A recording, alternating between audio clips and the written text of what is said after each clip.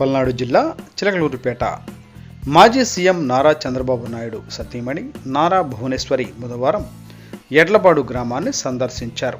ఆ పార్టీ చేపట్టిన నిజం గెలవాలి కార్యక్రమంలో భాగంగా ఎస్టీ కాలనీలోని మొగలి సత్యనారాయణ కుటుంబాన్ని పార్టీ శ్రేణులతో కలిసి పరామర్శించారు. చంద్రబాబు అరెస్టు సమయంలో మనస్తాపంతో మృతి చెందిన సదరు కుటుంబానికి 3 లక్షల చెక్కును అందజేశారు. ఈ సందర్భంగా భువనేశ్వరి మాట్లాడుతూ, మా కార్యకర్తల్ని మా కుటుంబ సభ్యులుగా చూసుకుంటాం అని అన్నారు. బాబు గారిని ఒక్క సాక్ష్యం కూడా లేకుండా జైల్లో పెట్టారు. అది మీరు ఒక్కసారి ఆలోచించండి అని కోరారు. బాబు గారి అరెస్టు సమయంలో మీరు చూపిన తెగువ మేము ఎప్పుడూ మర్చిపోమన్నారు. మిమ్మల్ని పరామర్శించి ఆదుకోవటం మా కర్తవ్యంగా భావించి ఇక్కడికి వచ్చాను అని అన్నారు. ఈ కార్యక్రమంలో పార్టీ జిల్లా అధ్యక్షుడు జీవి ఆంజనేయులు, ఎమ్మెల్సీ పంచుమర్తి అనురాధ, మహిళా కమిషన్ మాజీ చైర్మన్ అనురాధ, మాజీ మంత్రి పత్తిపాటి పుల్లారావు, జనసేన నియోజకవర్గం రాజా రమేష్, పలువురు నాయకులు కార్యకర్తలు పాల్గొన్నారు.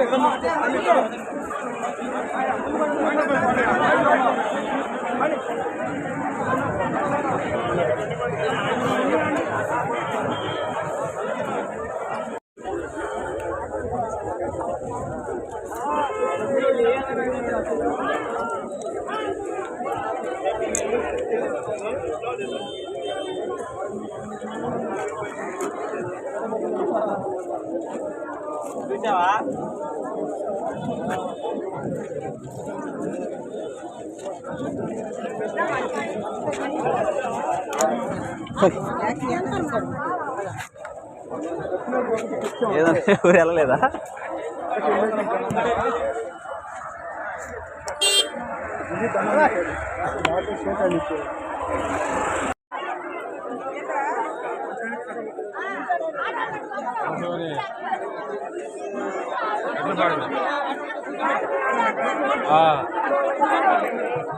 आइए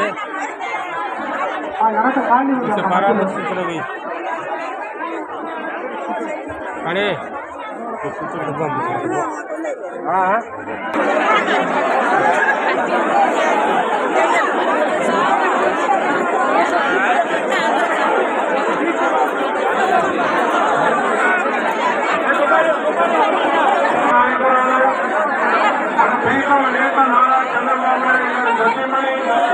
మన ఆరాధ్య దైవం నందమూరి తారక రామారావు గారి ప్రళయంలో మీ అందరి కోసం ఈరోజు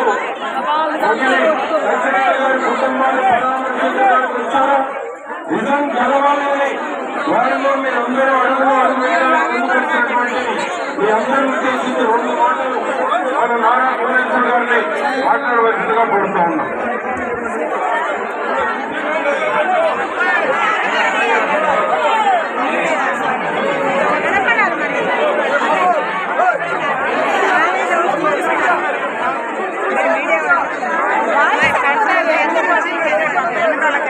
Gracias.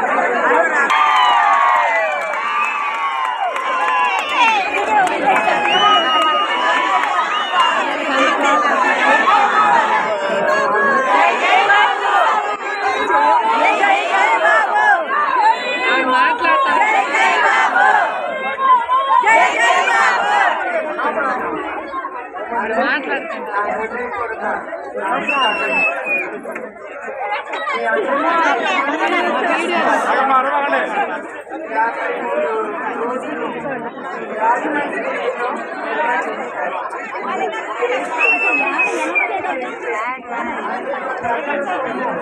దోసుకున్నారని ఆయన జైల్లో పెట్టారు. సాక్ష్యాలు లేకుండా అందరికీ చివరికి వాళ్ళేమొచ్చింది ఒక్క సాక్ష్యాలు కూడా దొరకకుండా ఆయన జైలు పంపించారు. ఎందుకోసం పంపించారనేది మీరు ఆలోచించాలి. మన రాష్ట్రం కోసం, మీ భవిష్యత్తు కోసం, జాబ్ గ్యారంటీ కోసం, అన్నిటి కోసం ఆయన పెద్ద పెద్ద సంస్థలు తీసుకొచ్చారు. మహిళలు ఇంకా ముందుకెళ్ళాలని, యూత్ వారికి ఉద్యోగాలు రావాలని ఆ పెద్ద పెద్ద సంస్థలు తీసుకొచ్చారు. అదే చంద్రబాబు నాయుడు గారిలో గొప్పతనం.